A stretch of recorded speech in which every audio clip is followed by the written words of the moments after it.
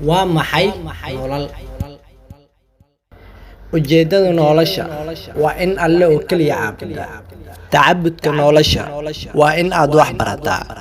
Dabeecadda nolosha waa in aad isbedel samaysaa. Imtixaanka nolosha waa in la samraa. Nuxurka nolosha waa daryeel. Fursadda nolosha waa dantaada oo garata.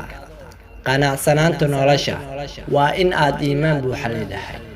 Hantida nolosha waa caafimaad buuxa iyo qalbi qaniya. Nasabka nolosha waa awlaad baari ah oo Allah subxaanahu wa tacaala uu ku siiyo.